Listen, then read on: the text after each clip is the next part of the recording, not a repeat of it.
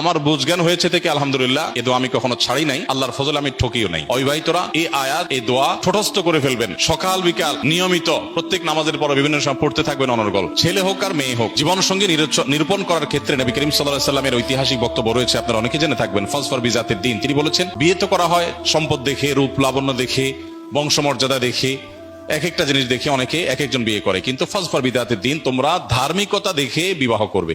এখন ধার্মিকতার ডেফিনিশন কি, এটা আরেকটা জটিল বিষয়।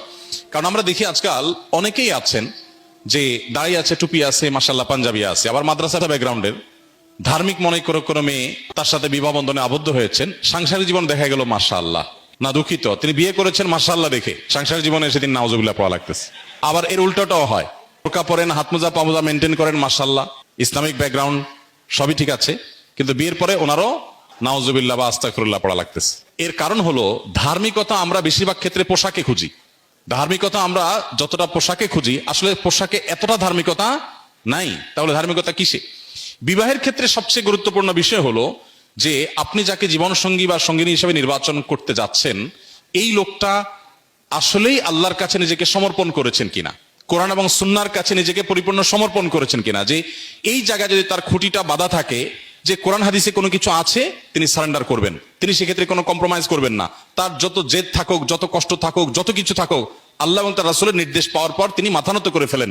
এই জায়গাটা যদি কারোর মধ্যে থাকে, তাহলে এই লোকটাকে আপনি দিনদার হিসাবে তার সাথে বিবাহ শাদী, ব্যবসা বাণিজ্য বা যে কোনো চুক্তি বা যে কোনো বিষয়ে আপনি অগ্রসর হতে পারেন। কারণ আসল দিনদারিতা হলো ভেতরের আনুগত্যের মানসিকতা। আল্লাহ তাআলার আনুগত্য যদি করবার জন্য মানসিকভাবে কেউ প্রস্তুত থাকে, এই লোকটা হলো আল্লাহ সুবহানাহু ওয়া তাআলার কাছে সিরিয়াস দিনদার, এই লোকটা হলো আসল ধার্মিক। লেবাস এবং পোশাক দিয়ে সবসময় ধার্মিকতা নিরূপণ করা বা ধার্মিকতা নির্ণয় করা, এটা সঠিক নয়। এখন প্রশ্ন হলো যে এই আল্লাহর প্রতি আনুগত্য আছে কিনা কিভাবে বুঝবো? তো এটার জন্য প্রথমত দীর্ঘদিন পর্যন্ত তাকে ফলো আপ করতে হয়, তার আচার আচরণ, কাজকর্ম এগুলো দেখতে হয়। অথবা যারা তাকে পার্সোনালি চিনে, এরকম মানুষগুলোর মধ্যে যারা আস্থা রাখার মতো, তাদের রেকমেন্ডেশনকে আমলে নিতে হয়। আর সবচেয়ে বড় কথা হলো যে জীবনসঙ্গী নির্বাচনের ক্ষেত্রে আসলে নিজেদের বুদ্ধি দিয়ে, বিবেক দিয়ে সবসময় উপযুক্ত মানুষ খুঁজে পাওয়া মপর হয় না। এই জন্যই সূরা ফুরকান আয়াত নম্বর ৭৪, রব্বানা হাব লানা মিন আজওয়াজিনা ওয়া যুররিয়াতিনা কুররাতা আয়ুন ওয়াজআলনা লিল মুত্তাকিনা ইমামা।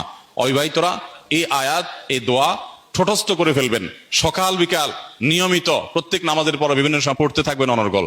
আমার বুঝজ্ঞান হয়েছে থেকে আলহামদুলিল্লাহ, এ দোয়া আমি কখনো ছাড়ি নাই, আল্লাহর ফজল আমি ঠকিও নাই।